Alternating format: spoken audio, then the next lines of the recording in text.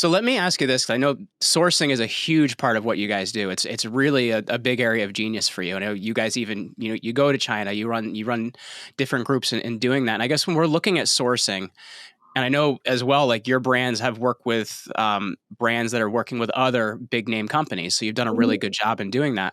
When we're Yeah. looking at sourcing, where do we start? What should we be thinking? What things should we be considering when kind of going through that process? Absolutely. So I created a trip to China called China Magic. And the reason for that is there are many different layers to sourcing. If someone's brand new to it, Alibaba is a good place to start. There's a lot of third parties on there pretending to be factories. But if you're just trying to get like your first batch of products, like the headband that I showed you, I found this on Alibaba. I actually asked them to send me not just the sample of the product I was interested in, but other samples. And this is actually a hot tip. If you find a product that you're interested in, you can actually connect with the factory and say, hey, send me a box when they're sending you a sample of 10 products or an entire box full of things that relate to the product that you're already interested in, because many times you'll actually find something that could either be your second or third product, or sometimes it actually becomes your first product, right? And so that's a very easy way to get started. The reason that we teach so much about sourcing is because it is something that you can go very deep on. And we teach people how to build real relationships and create amazing products from scratch that are then worth a lot of money, because you can create a brand of products and actually sell this brand of products in 2, 3, 5 years for a beautiful multiple if you have sort of your unique take and your unique branding on something. Let me throw out another example just because I like examples. Garlic press, right? A garlic press is a very high volume product on Amazon. Lots of competition. They all look the same. If you go on there, there's a vampire. It's called, I think, Gracula. Yeah, it's called Gracula. And it's so cute. And it's this little garlic press that looks like, a little vampire. That thing is killing it because it's like the same, this cute little Dracula guy. And then they have like a dinosaur soup spoon. You know what I mean? And so that's the thing. Like when you get into product development and negotiations and things like that, there's just so many layers to it. So when you're first getting started, you can definitely go on Alibaba and you can find things that kind of already exist. But there's different layers to the professionalism that you can approach this. And the brand that created those cute little Draculas and stuff is worth, probably $100 million at this point. It's one of the top sellers in kitchen on Amazon.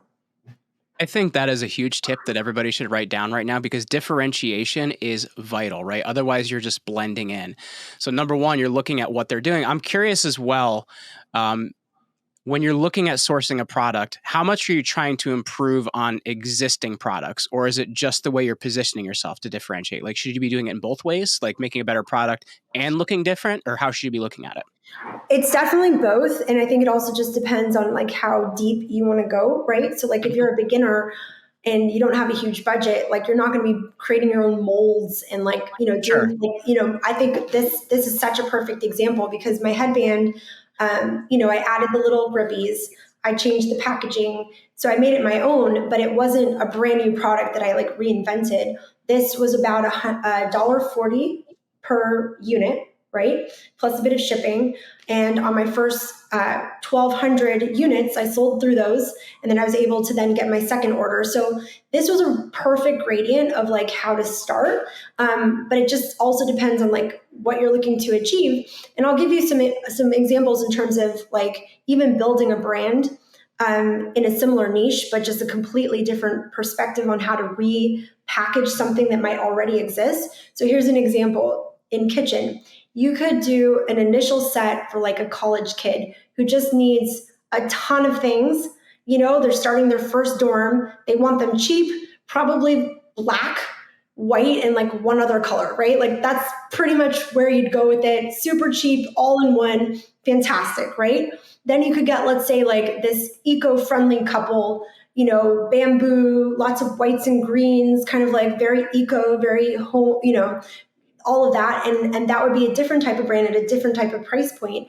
And then you can go into sort of like I'm a home chef, Sir Latab guy who's willing to pay for an avocado slicer. You know what I mean? And so the price point, the marketing, the way that you communicate on all three of those things, it could be the exact same product, repackaged, rethought, even just the colors of it, and then the way that you communicate. So it could literally be the exact same headband three different ways for little girls, for teenagers, for high-end Lulu, and for fourth one, people who are looking for bargain headbands. And you could literally buy the exact same headband, but because of the packaging and the way that you create it and who you use as a model, you could literally have four different brands with the exact same product.